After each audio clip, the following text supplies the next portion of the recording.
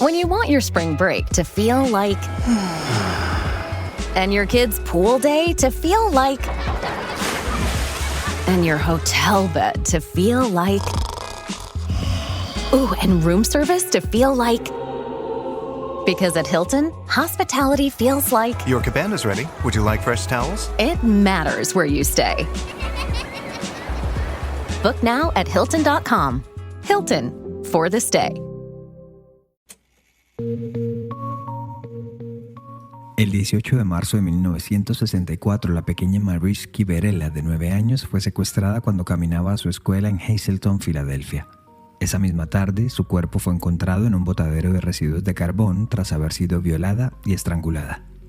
Sin pistas ni testigos, lo único certero del crimen eran los restos de fluidos del atacante, pero como dice el refrán, la justicia cojea, pero llega. Este 2022, es decir, 58 años después, finalmente lo pudieron identificar gracias a un estudio de genealogía genética que encontró a una mujer como la persona con un match casi perfecto al ADN del agresor. Tras ubicarla, hallar al familiar y excavar su cuerpo, comprobaron que James Paul Forte, muerto en 1980, había sido el asesino y violador de Maurice, cerrando así uno de los casos abiertos más antiguos de los Estados Unidos. Hoy, por fortuna, ya no hay que esperar tanto para que el ADN y la ciencia aclaren lo que realmente pasó en la escena de un crimen. Yo soy Luis Badel y en este episodio de Crímenes Bizarros hablaremos del asesinato de Ángeles Rawson y de cómo se hostigó al mayor sospechoso, cuando el verdadero asesino siempre estuvo a la vista de todos. El tema de este episodio nos lo sugirió Vicky Brennan y Florencia Sacchetti a través de nuestra cuenta de Instagram @crímenesbizarros. Ya saben, si quieren proponer un tema o saludar, lo pueden hacer a @crímenesbizarros en Instagram y en Facebook. A Florencia, a Vicky y a todos los que nos han escrito hasta hoy, muchas gracias. Siempre será bueno saber de ustedes. Y con este capítulo número 25 terminamos esta primera temporada, este primer año de Crímenes Bizarros.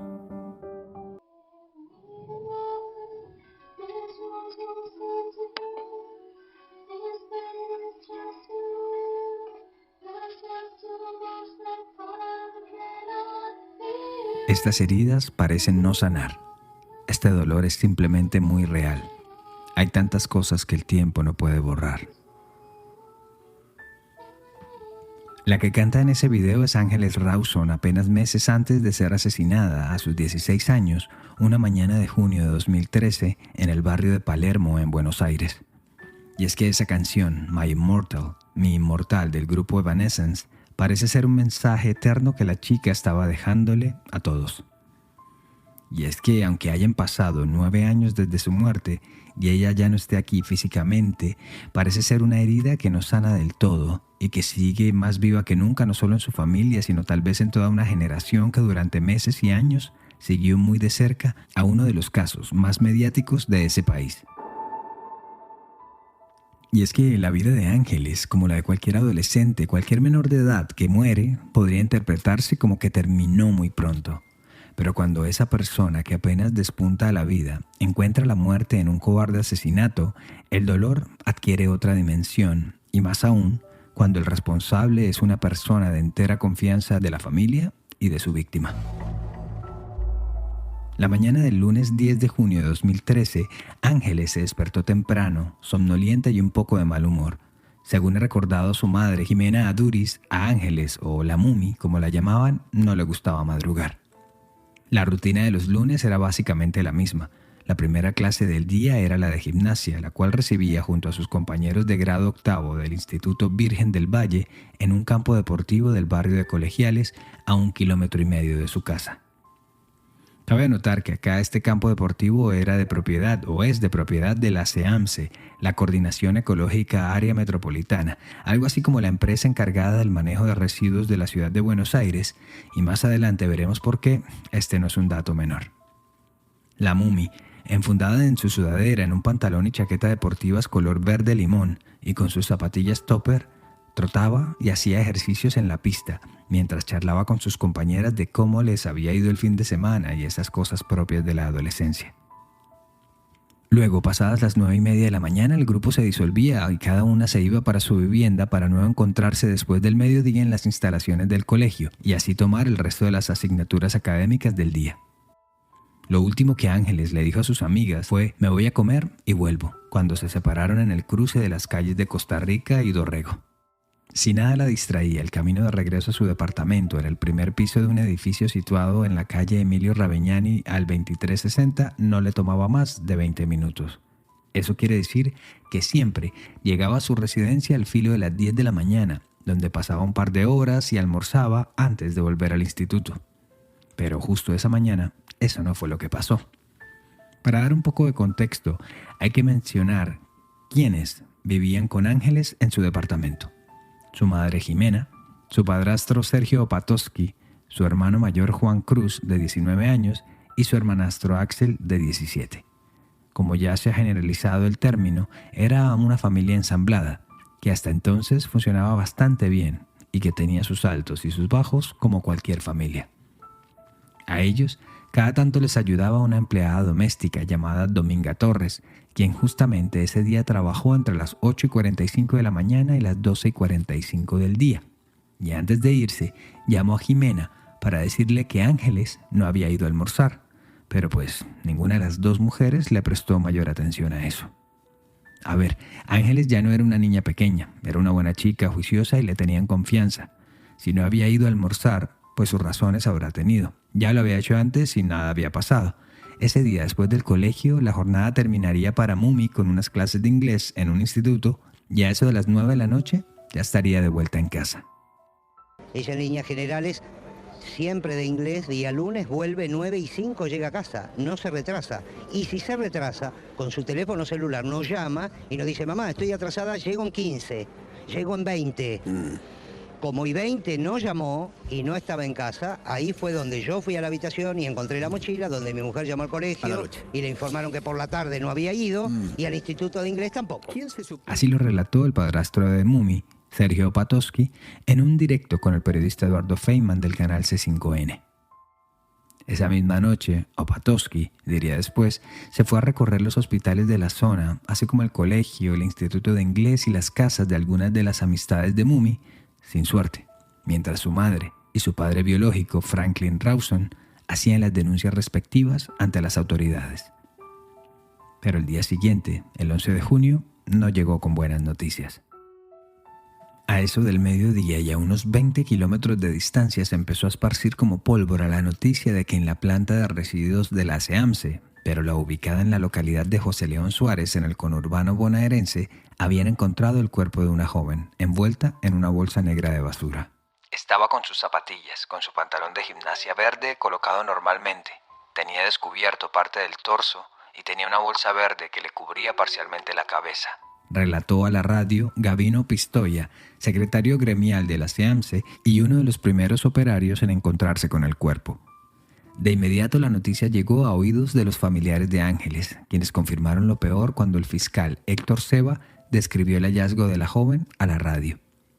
El funcionario judicial precisó que el cuerpo de Ángeles fue encontrado por el personal que trabajaba en la cinta donde se clasifica la basura, la cual llega hasta esa megaplanta de reciclaje desde todos los puntos de la ciudad y del conurbano bonaerense en los camiones recolectores. Es en la cinta de inspección de la basura cuando aparece el cadáver, precisó el fiscal Ceba. De inmediato los periodistas se apostaron en 3 puntos. 1, frente al edificio Raveñani donde vivía Ángeles.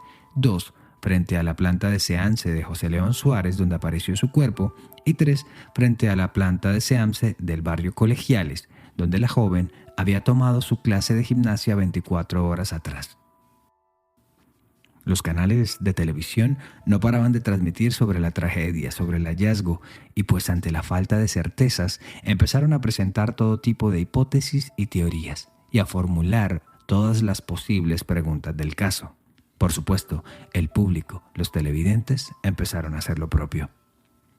Obviamente, una de las primeras acciones generales fue la de mirar hacia todas aquellas personas que tenían que ver con las operaciones de la SEAMSE, es decir, los conductores de los camiones, los recolectores de basura, el personal de seguridad y vigilancia de las plantas y hasta del mismo centro deportivo, y también los recicladores que merodeaban los alrededores. Fue por eso que las directivas de la SEAMSE trataban de explicar en los medios lo complejo que era su operación diaria y las diferencias entre las dos instalaciones. Dijeron que la de Colegiales era una estación de transferencia, a donde llegaban en camiones chicos los residuos de buena parte de la capital federal, antes de salir a una planta mayor, de reciclaje y hasta con relleno sanitario, como lo es la de José León Suárez. Siguiendo con el detalle de la operación, mientras la planta de Colegiales cerraba a la noche, la del conurbano operaba a las 24 horas y pues estamos hablando de que en toda la ciudad y en toda la zona metropolitana a diario se recopilaban toneladas y toneladas de desechos. Para ser exactos, según la página web del gobierno de la ciudad de Buenos Aires, en 2012 la cifra estaba en 6.000 toneladas de residuos al día. Así que el hecho de que se haya encontrado el cuerpo de Ángeles en la banda transportadora fue simplemente un triste milagro, como una seña del destino de que al menos este caso no podía quedar impune. Pero ya con el cuerpo de la Mumi se abría toda una nueva arista de la investigación y con la autopsia se darían las primeras pinceladas de lo que le pasó. Quiero principalmente agradecer a todos para que encontráramos a Ángeles. Lástima que fue un final, un desenlace feo, pero ella está en el cielo y es un ángel y va a iluminar. Así habló su madre, Jimena Aduriz, a la prensa en las puertas de su edificio cuando se enteró del hallazgo del cuerpo de su hija. En su alocución, la madre de Ángeles también les pidió a las autoridades que investigaran a fondo todo lo que había pasado y les dio una suerte de consejo a las madres que la estaban viendo por televisión, que cuidaran mucho a sus hijos, que el mundo parecía irse al revés y que por favor respetaran este momento de dolor e intimidad. Su hermano, Juan Cruz, también habló a los medios en otro momento de la tarde y dio un discurso parecido. La verdad es que es una situación muy difícil. Estamos tratando de mantenernos fuertes hasta el último momento. Nunca abandonar las esperanzas hasta que, evidentemente ya estaba todo más que confirmado. Pero fue una frase de la madre la que hizo que todos perdieran un poco la cabeza. Estoy en paz, estamos en paz y somos muy unidos, hay mucho amor. Fue una persona que nos dio todas alegrías y así la vamos a recordar y algún día la veremos de nuevo. De inmediato, un sector de la teleaudiencia, de los periodistas y de la gente en Twitter simplemente no podía creer que una familia que acababa de perder a una hija de esa manera tan violenta y tan simbólica, si se quiere, por aquello de desechar a una persona en una bolsa de basura, manejara tal nivel de calma, que estuvieran tan zen y tan llenos de paz, como justamente lo había dicho la madre. Es como si existiera un manual, un código que dictara cómo se debe responder o reaccionar ante la tragedia. Tal vez esperaban gritos o llantos, lamentos, que se vieran en vivo y en directo a través de las pantallas, como si el volumen de la voz o las lágrimas realmente cuantificaran el dolor. Pero no se quedaron solamente con eso.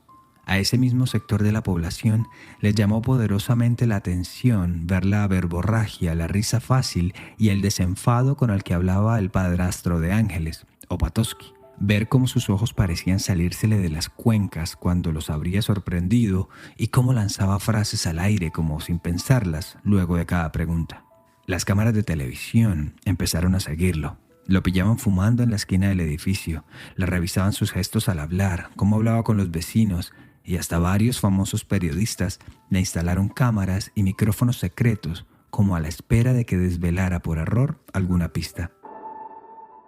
Y también lo pillaron hasta los gritos con alguien que lo increpó en la mitad de una entrevista. Vení, ¿por qué no me lo decís en la cara? Vení, decímelo en la cara. Estoy defendiendo a mi familia, la puta que te parió, hijo de una gran puta. Según varios reportes de prensa, este sentimiento hacia Opatowski estaba empezando a generalizarse. Volviendo a la investigación, el siguiente paso era tratar de recorrer los últimos pasos de Ángeles.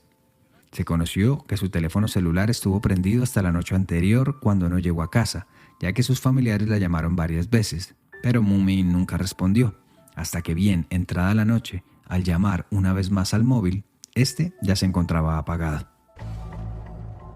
Con el teléfono descartado, entonces se dedicaron a mirar las cámaras de seguridad de la zona, de los locales y edificios vecinos al edificio de Raveñani. Edificio que, por cierto, no contaba con cámaras de seguridad ni en la entrada ni en las zonas comunes. Fue justo la cámara de seguridad de la edificación contigua la que dejó ver a las 9:50 de la mañana de ese 10 de junio que la Mummy, vestida con su uniforme deportivo color verde, sí llegó al edificio.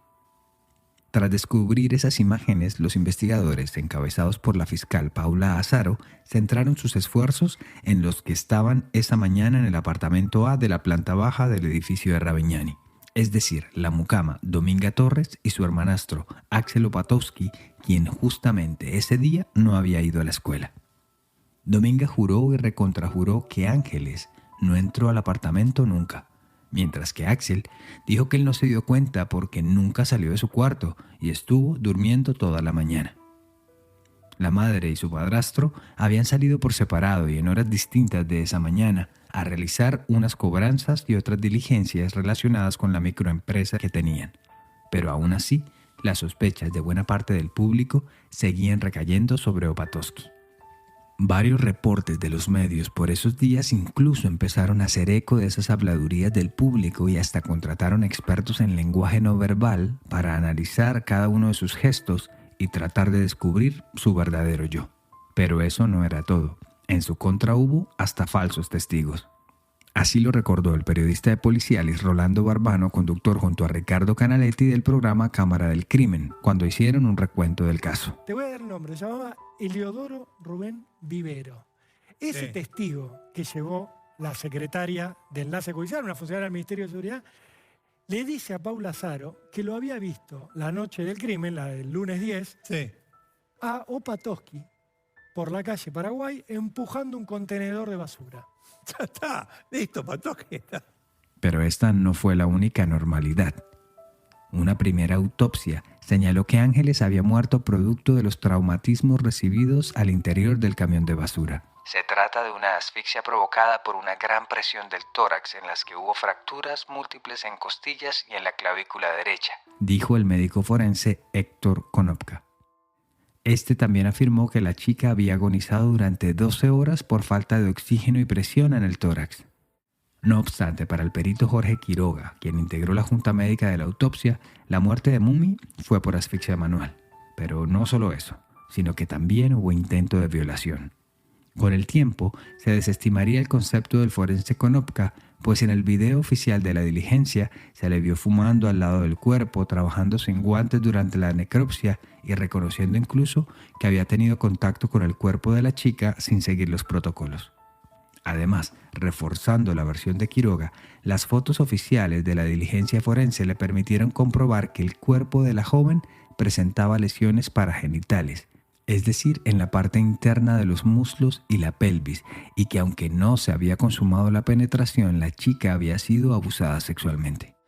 También se pudo conocer públicamente que Ángeles había sido atada con cuerda sisal, con esa soga delgada, color natural, como la que se usaba antes para atar cajas, y que tenía también amarradas las muñecas y los tobillos con cuerda de pescar. Quiroga y su equipo determinó también que la chica había sido asfixiada manualmente, con una mano en el cuello y otra en la boca, y que la fractura en el pecho, clavícula y las costillas había sido por el peso de su agresor, y no por la máquina compactadora del camión de basura. Pero hubo también otro hallazgo importante. En varias de las uñas de la Mummy había material genético de su agresor, y pues la muestra fue enviada al laboratorio respectivo para su análisis. Obviamente, todas las miradas se centraron aún más en todo su círculo familiar, en su padrastro, sus hermanos, su hermanastro, su madre. Las teorías sobre la presunta participación familiar iban en aumento entre la opinión pública. Extrañamente, no había otra línea investigativa, no había testigos, no había cámaras de vigilancia, la policía no había encontrado nada anormal en sus allanamientos y no habían llamado a nadie más a declarar, ni a los vecinos ni al personal del edificio. La lógica indicaría que ese debió haber sido el primer paso de la investigación, pero no fue así.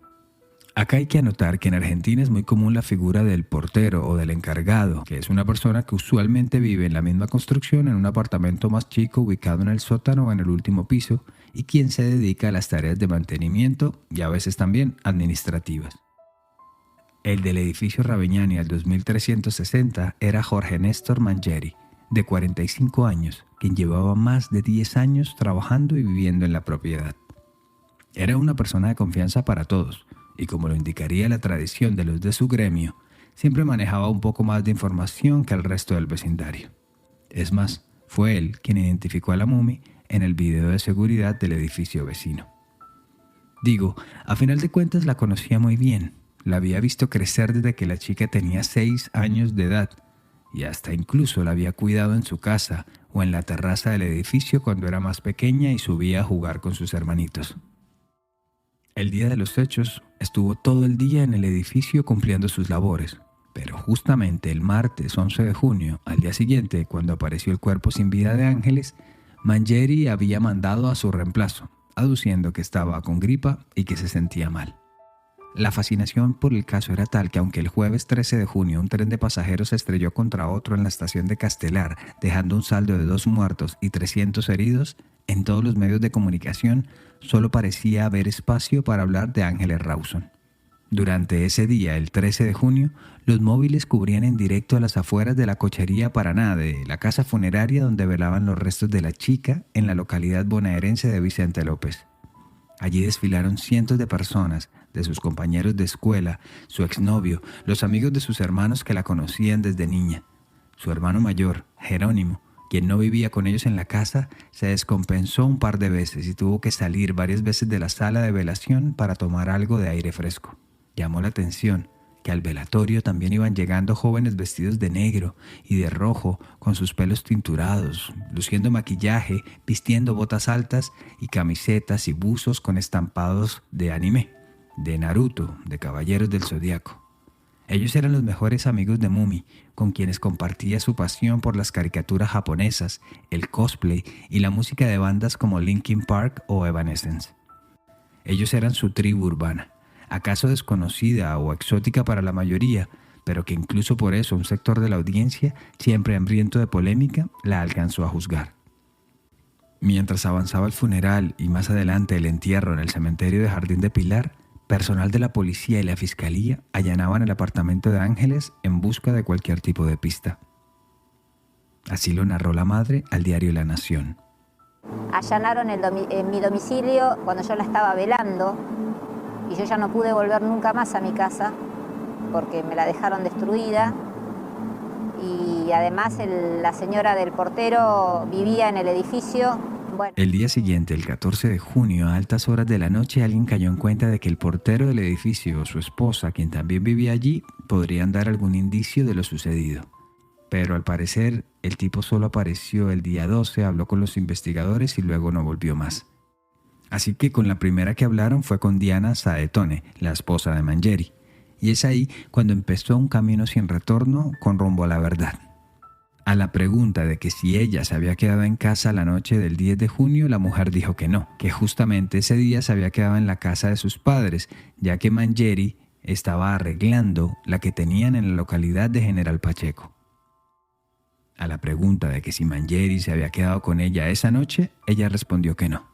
Pero su versión no fue muy clara, sino más bien confusa. Hay que decir que Saetone por esos días estaba bastante enferma de un cáncer de tiroides que padecía, así que digamos que su testimonio fue tomado con cierta compasión.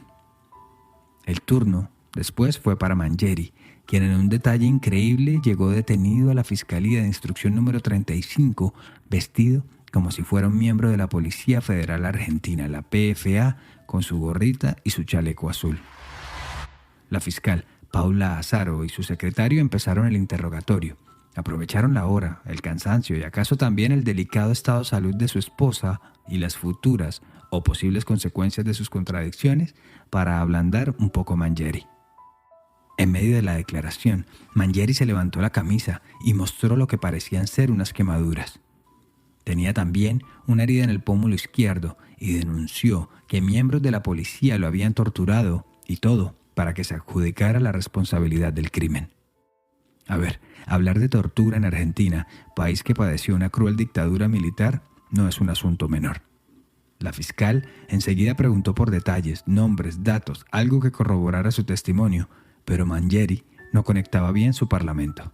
Odio a la policía, odio a la justicia, dijo el encargado en más de una oportunidad. También afirmó que lo habían quemado con un encendedor y con lo que parecían ser esos ganchos para legajar folios y hasta con picanas, esos tubos que producen descargas eléctricas muy comunes en la época de la dictadura. Para terminar, también afirmó que el día anterior unos hombres armados lo subieron a un Volkswagen Polo color negro y lo habían amenazado con una pistola y un cuchillo tipo tramontina, pero las contradicciones no se detenían. Según un informe en la página fiscales.gov.ar, Mangieri confundía los horarios de entrada y salida del edificio. No lograba definir si los malestares que le había provocado una enfermedad al inicio de la semana le habían producido dolor de estómago, de cabeza o era un resfrío. Ni siquiera sabía dónde había pernoctado algunos de los días. Y así fue que tras varias horas, a las 5:15 de la mañana, Mangieri pidió hablar a solas con la fiscal Azara. En un principio la funcionaria no quiso, y menos ir sola. Pero el secretario de la fiscalía se ofreció a acompañarla y fue ahí cuando Mangieri pronunció su famosa frase: «Soy el responsable de lo de Ravignani 2360. Fui yo. Por favor, mi esposa no tiene nada que ver con eso». Los funcionarios quedaron atónitos. Le ordenaron que se callara, que no siguiera hablando, que esa autoincriminación sin la presencia de un juez o un abogado no tendría ninguna validez para el caso. Pero Mangieri estaba resuelto a contarlo todo. Pero ahí fue cuando la fiscal ágilmente suspendió la declaración y a raíz del testimonio y otros indicios ordenó la detención y la imputación de Mangieri. Así pues, su imagen saliendo esposado de la fiscalía con las primeras luces de la mañana rumbo al complejo penitenciario federal de Ezeiza se replicaron rápidamente en todos los medios de comunicación y pues semejante novedad quedó en boca de todos durante todo el día. El médico legista Gerardo de Canio le revisó las heridas y dictaminó que las mismas y las quemaduras que tenía habían sido autoinfligidas, es decir, que él mismo se las hizo en un intento de ocultar lo que realmente tenía en su piel: rasguños, arañazos en su espalda baja, al costado de su panza, que daban la sensación de haberse producido en medio de un forcejeo, heridas de defensa, como las llaman en las ciencias forenses. Parecía que el caso se había resuelto. Pese a eso, Diana Saetone siempre manifestó la inocencia de su esposo. Si yo defiendo y hablo como hablo porque mi esposo es inocente, Chiche. Cada uno, yo lo respeto a usted si no cree, a todos los que tiene ahí, pero no es así, Chiche. La cárcel no hay gente culpable solo, hay gente inocente también y no tiene derecho a ser defendida, como gracias a Dios estamos ahora defendidos por el doctor Pierri y todo el equipo. Simplemente no podía concebir que con quien llevaba casi la mitad de su vida se hubiese convertido en un asesino de la noche a la mañana. Pero ella no era la única que pensaba así. Sí, estoy acá para pedir justicia, tanto por Jorge como por Ángeles, que es la verdad es una injusticia tanto por él como por ella, porque hay una persona asesinada, un inocente tras las rejas y vuelvo a repetir, el asesino está suelto. Es por eso, nada más. Así le dijo a la agencia Telam una joven que se congregó en una manifestación de última hora al día siguiente de la detención del encargado del edificio. Otra participante del improvisado meeting afirmó lo siguiente: creemos que él no fue, estamos seguros, no es que creemos, estamos seguros que no fue y que no sé por qué está en esta situación, quizá por ser el portero nada más, o no sé, alguien se tiene que tapar. En varias de las pancartas de los manifestantes se podían leer mensajes como justicia para Ángeles y por Jorge, que pague el culpable, no más perejiles en la justicia, que aparezca el asesino, entre otros. Pero un par de semanas después, el 24 de junio, se confirmaría que el perfil genético de la piel encontrada en una uña de Ángeles, así como en una cuerda usada para atar su cuerpo, correspondía a Mangieri. Ya con semejante prueba, las posibilidades de que quedara en libertad se reducían casi en su totalidad. Las investigaciones seguían su curso. A la familia de Ángeles la representaba el jurista Pablo Lanusse, mientras que a Mangieri, el único imputado del caso, lo defendía el mediático abogado Miguel Ángel Pierri. Entre las peticiones de Pierri y su equipo estaba realizarle muestras de ADN a todos los familiares de Ángeles, ya que ellos sospechaban, como estrategia de la defensa, que había habido cierta contaminación en los primeros cotejos. La fiscalía desestimó dicho pedido. Pero si hubo algo que marcó ese momento del caso, fue una entrevista que le hicieron al abogado Pierri en el programa Duro de Domar, pero no por lo que haya dicho, sino por lo que dijo su hijo de 4 o 5 años ante la sorpresa de todos. ¿Mangieri es inocente, sí o no? Mangieri es un señor inocente que está pasando el peor momento de su vida. Pero vuelven más ágiles. No pasa nada, no pasa nada. No pasa nada. Lo cierto es que al comprobarse que se trataba también de un caso sexual, Pierri se alejó del mismo y se lo dejó a su colega Marcelo Biondi. Y luego, en 2014, la nueva defensa de Mangieri quedó a cargo de Adrián Tenca.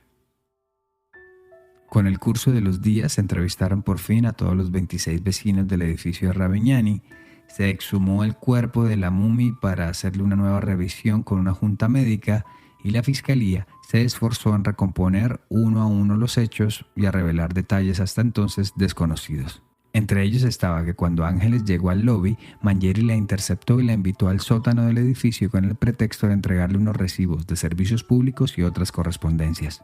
En el sótano la empujó y la tiró al piso de espaldas. Un hematoma en la cabeza de la chica así lo demostró, y fue entonces cuando el hombre intentó ultrajarla. Ángeles se defendió y, como ya lo manifestamos anteriormente, es cuando Mangieri la ahorcó con sus propias manos. Luego dejó el cuerpo abandonado en el sótano por un lapso de 5 horas, y durante ese tiempo recolectó bolsas de basura de las más grandes para acomodar su cuerpo con las cuerdas y las sogas de tal forma que la chica, que medía 1,60 m y pesaba 50 kilos, cupiera en una de ellas sin problemas. Y como conocía como ninguno la rutina de todos los residentes y los vecinos, así como la ubicación de las cámaras de seguridad de la cuadra y hasta en dónde quedaban los contenedores de basura más cercanos, pudo salir del edificio, cargar la bolsa en plena calle y guardarla en el baúl de su Renault Megane sin que nadie se diera cuenta, hasta que terminó su turno y se fue a donde estaba su esposa en General Pacheco. Según un artículo del diario La Nación de junio de este año, firmado por Gustavo Carabajal, uno de los periodistas que más notas ha escrito sobre el caso, en la época que Ángeles fue asesinada, no había contenedores de basura sobre Ravignani al 2300. Por entonces, los recolectores juntaban las bolsas a mano y las arrojaban al camión. Los primeros contenedores habían sido instalados únicamente en las avenidas porteñas. Pero la clave de oro que ayudaría a explicar el lugar en donde Mangieri se habría deshecho del cuerpo de la joven fue un cuaderno de colegio marcado con su nombre que fue encontrado y recogido por un operario de un camión barredor que avanzaba sobre la avenida General Paz, rumbo a la planta de José León Suárez. Así que la bolsa con los restos de la Mummy, Mangieri la tuvo que haber arrojado en uno de los contenedores instalados sobre esa avenida, que se conecta con el centro de la capital federal y hace como una suerte de frontera entre la ciudad y la provincia de Buenos Aires. El juicio oral se pactó para el 18 de febrero de 2015 y el título oficial sería Abuso sexual con acceso carnal en grado de tentativa, agravado por haber causado un grave daño a la salud física de la víctima, y femicidio agravado por haber sido cometido criminis causa. Fueron 22 días de audiencias y testimonios, donde hubo desde policías, investigadores, amigos, familiares, vecinos y hasta polémicos declarantes como mujeres que acusaron a Mangieri de decirles piropos pasados de tono, hasta un taxista que aseguró haber recogido a Mangieri en su vehículo y ver cómo una bolsa que él cargaba se movía y que éste le pegaba con un mazo para aquietarla. Es decir, si a Opatowski le apareció un testigo falso, parecía que a Mangieri también. Hablando de Opatowski, había y aún hay gente que sigue creyendo que el padrastro es el verdadero responsable del caso y que Mangieri solo había caído en medio de una cacería de brujas. Le juzgaron por qué no fue al velatorio, por qué no acompañó a su esposa en tribunales y hasta tildaron de sospechoso que haya sido el último en declarar en el caso. El diario Clarín publicó una nota en julio de 2016 en la que resumió el testimonio del subcomisario Ricardo Juri, jefe tercero de la División de Homicidios de la Policía Federal, el cual aseguró que la detención de Mangieri los sorprendió a todos, ya que reconoció que hasta que el portero se autoincriminó en la fiscalía, el principal sospechoso era el padrastro Sergio Opatowski. A mí me superó intelectualmente, se sinceró Juri al reconocer ante los jueces Fernando Ramírez, Ana Dieta de Herrero y Jorge Yetas que durante la investigación prácticamente se toparon con Mangieri y que nunca lo tuvieron en cuenta como un posible autor del asesinato, dice un extracto de la nota de Clarín. Es más, este mismo funcionario fue que envió los videos de vigilancia de los edificios vecinos junto con Mangieri. Y este fue a su vez el que le dijo que en efecto la chica de la sudadera verde de las imágenes era la Mumi. En nuestra mente estaba como posible autor del hecho el señor Opatowski por una razón subjetiva que era su exposición inusual en los medios, admitió el subcomisario en la querella.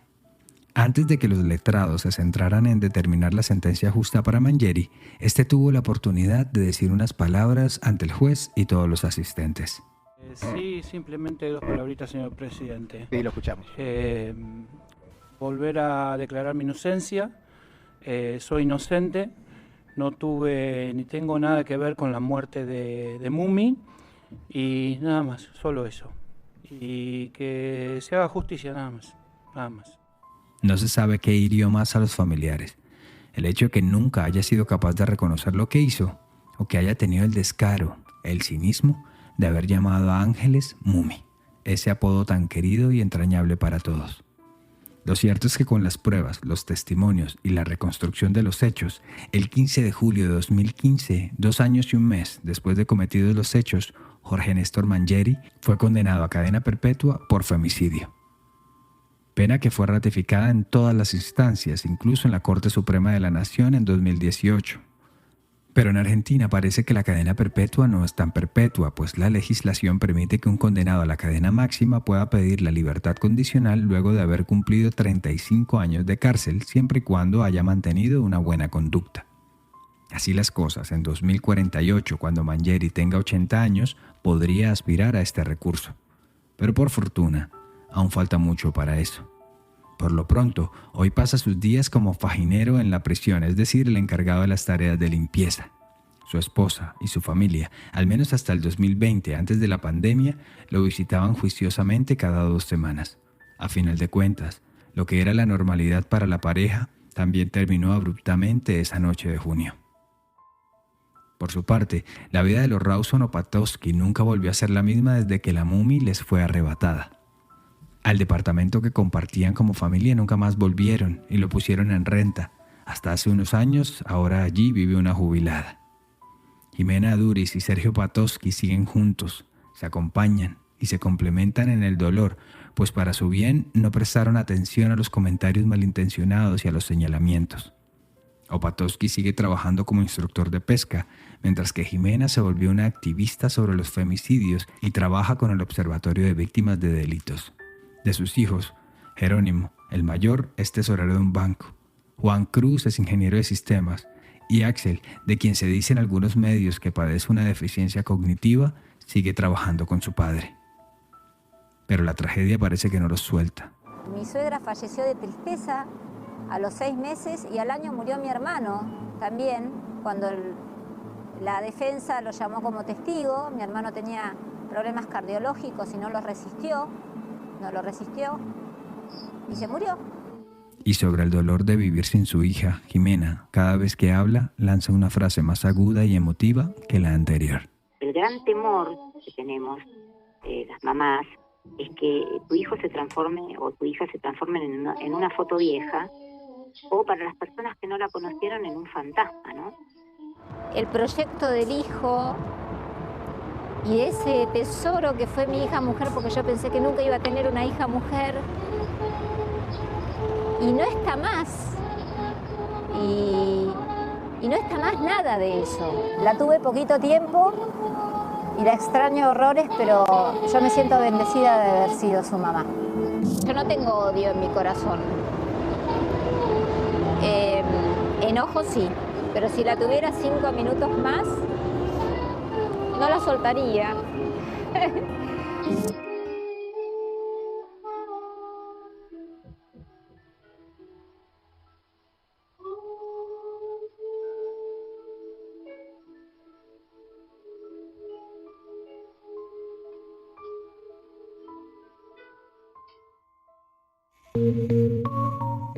Gracias por llegar al final de esta edición de Crímenes Bizarros, un podcast de Iguana Media. Este episodio fue escrito y producido por mí, Luis Badel. Y ya lo saben, suscríbanse en sus plataformas digitales favoritas y pasen la voz con sus amigos. Cualquier mensaje o sugerencia de temas lo pueden hacer en @crímenesbizarros en Instagram o Facebook. Y para mayor información sobre el tema de hoy, visita iguanamedia.net. Nos escuchamos a la próxima.